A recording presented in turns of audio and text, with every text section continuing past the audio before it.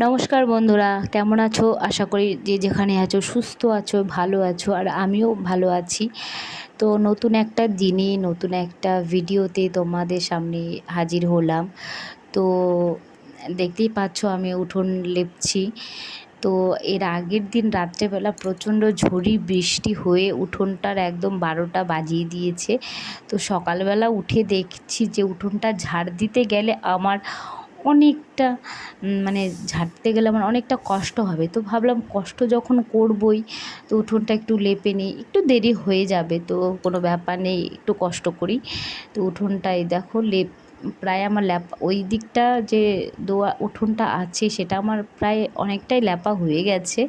তো এই দিকটাও আমার, এটা রাস্তার দিক, তোমাদের আগেও ঝাড় দিয়ে দেখিয়েছিলাম, এটা রাস্তার দিক। তো তো আর এই দেখো ল্যাপা হয়ে যাওয়ার পরে আমি চলে এসেছি বিছানাটা তুলতে। আর এদিকে ওই দিকের গরুর গোবর টবর ফালানো, মানে যেগুলো কাজ থাকে আর কি বাইরের, তো সেগুলো কাজ আমার কমপ্লিট হয়ে গেছে। তো এখানে বিছানাটা, চাদরটা সাদা যেহেতু বিছানার চাদর, একটু কিছু মানে নোংরা মাখলে, আর বাচ্চাদের সবসময় ওঠানামা হয়, তো একদম একটু নোংরা হয়ে গেলে সেটা না ধুলে আর ভালো লাগে না। তো এই দেখো আর একটা, এই নতুন, এটা হলো নতুন, এর আগে আমি এটা পাতিনি, এটা কিনেছিলাম এই 34 সেলে কিনেছিলাম এই বিছানার চাদরটা। আর এই দেখো এইদিকে টেবিলটাও আমি গুছিয়ে আমি ঘরটাও ঝাড় দিয়ে নিয়েছি। তো ঝাড় দিয়ে এই যে বারান্দাটা ঝাড় দিয়ে নিচ্ছি এই যে। আর আমি যেহেতু একাই ভিডিও করি, ক্যামেরা একাই সেট করি, তো আমার ধরার সেমন কেউ নেই। তো সেই জন্য আমি কি করব, মানে প্রথম তো বুঝে উঠতে পারি না কোথায় রাখলে ভিডিওটা ভালো হবে, কোথায় ধরলে ভিডিওটা পুরোটা আসবে। তো সেটা আমি করে উঠতে পারিনি। তবু আস্তে আস্তে হয়তো শিখে যাব। তো আর এদিকে চলে এসেছি ছাদে, ব্রাশ করতে করতে চলে এসেছি ছাদে। তো এদিকে দেখো এসছিলাম সজনে ডাঁটা আনতে, কিন্তু এসে দেখি সজনে গাছটা একদম পুরো মাথাটা পুরো ভেঙে নিচে পড়ে গেছে। তো সেই জন্য আর সজনেটা আমি নিতে পারলাম না, কারণ নিতে গেলে অনেক একদম নিচে আছে। তো এদিকে দেখো, আর এইদিকে বাসি থালা বাসন ছিল, এমনি হাঁড়ি সব মাজা রাত্রেই হয়ে গিয়েছিলো। তো এদিকে আমি থালগুলো ধুয়ে নিচ্ছি। এটা কারণ আমার মানে বর, তো ও অনেকটা রাত্রে বাড়ি আসে, তো সেই জন্য ওর ভাতটা আমি ঘরে নিয়ে আসি। তো সেই জন্য ওর সেই থালা বাসন, আর এই ছোটো কড়াইটা দেখতে পাচ্ছ, সেটা হলো আমি আমার ছোটো ছেলের জন্য খাবার জাল করি, তো সেই কড়াইটা। আর এদিকে দেখো আমি সব থালা বাসন এখানে উপর দিয়ে দিচ্ছি। তো এখানে উপর দিয়ে দেওয়া হয়ে গেল।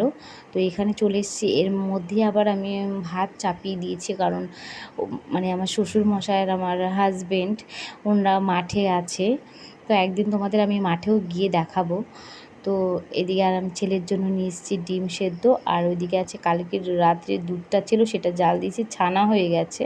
তো সেই ছানা আর কমপ্ল্যান, আর এই ডিম সেদ্ধ আর ছানা যেহেতু আমার বড় ছেলে খায় না ছানা, তো ওর জন্য কমপ্ল্যান, আর ছোট ছেলের জন্য ডিম সেদ্ধ আর ছানা। আর বড় ছেলেও খাবে ডিম, আগেও খেত না, তো এখন ভাইয়ের দেখা দেখি ও আর কি খাওয়াটা শিখে গেছে। তো সবাই বলে রে বড়দের দেখে ছোটরা শেখে না, আর আমাদের ক্ষেত্রে সে উল্টোটা হয়েছে, আমার ছোট ছেলের দেখে আমার বড় ছেলে শিখছে। আর আমার ছোট ছেলে হাত দিয়ে মানে খেতে পারে, ও নিজে নিজে খাওয়াটা পছন্দ করে, খাইয়ে দিলে ওকে বেশি খেতে চায় না। আর আমার ঠিক উপরে বিপরীতটা হয়েছে বড়টা, ওকে আবার না খাইয়ে দিলে ও খাবেই না। তো আর আমি ওকে খাইয়ে মানে খাইয়ে দিচ্ছি আর বলছি খেয়ে দে, পড়তে বসবা। আর ছোটোটা এখানে আছে বাঁধা, তো তোমরা দেখতেই পাবে এখানে বাঁধা আছে, কারণ যেহেতু আমি মানে কাজ করি, আর আমাদের রাস্তার সাইডেই বাড়ি, যে কখন হুটহাট করে চলে যায় রাস্তায়, তো সেই জন্য ওই দেখো আমি ওকে বেঁধে রেখেছি। আর এখানে ভাতটা উপর দিয়ে দিয়েছি, আর রাস্তা দিয়ে যাচ্ছিলো মাছ, তো এইখান থেকে আমি মাছ রেখে নিয়েছি। তো এখানে আমি মাছের ঝোল করব। তো আমি রান্নাটা এই দেখো বলতে বলতে কমপ্লিট হয়ে গেছে। তো করেছি আলু ভাজা, আর এই ছেলেদের জন্য মাছের ঝোল, আর এখানে আছে ডাল। তো তো রান্নাটা কমপ্লিট হয়ে যাবার পরে আমি গ্যাসটা একটু মুছে নিচ্ছি। আর যেহেতু সচরাচর আমি গ্যাসে রান্না করি না, আমি উনুনেই রান্না করি বেশি, কারণ আমাদের চাষি বাড়ির এর মানে জ্বালানির অভাব হয় না। তো আজকে ছেলেকে একা নিয়ে সামলাতে পারবো না দেখেই আমি কিন্তু রান্না মানে গ্যাসে দিয়েছি। আর এদিকে দেখো রান্না বান্না সেরে খাওয়া দাওয়া সেরে আমি চলে এসেছিলাম ছাদে। তো এখানে মানে চালের গুঁড়োর যে পাঁপড়গুলো হয় সেই পাঁপড় দিত। আমি এর আগে কোনোদিনও দেইনি এই পাঁপড়টা। তো ছেলে সবসময় বায়না করে যে মা পাঁপড় খাবো। আমার মানে বন্ধু পাঁপড় মা পাঁপড় বানিয়ে মানে খাইয়েছে, ভেজেছে। তো আমি বললাম ঠিক আছে তাহলে আমিও করব, দেখি চেষ্টা করি, দেখি হয় কি না হয়। তো সেই চালের গুঁড়ো পাঁপড়টা দিয়ে দিলাম। দিয়ে আসার রোদ্রে থেকে আসার পরে তো স্নানে যাব। তো সেই জন্য মুখে একটু মধু আর একটু অ্যালোভেরা একটু মাখিয়ে নিয়েছি, কারণ রোদ্রে আসার পর এমনিতেই মুখের আমার সেরকম করে কিছু আমি দেই না। তো এটা যেহেতু গাছটাও বাড়িতে আছে আর মধুটাও বাড়িরই, তো সেই জন্য আমি এটা আর কি কিনে নিতে হলে হয়তো এটা হতো না। তো বাড়িতে যেহেতু আছে তো সেহেতু আমি দিয়ে দিচ্ছি। আর এখানে আমি যাব একটা অনুষ্ঠান বাড়িতে।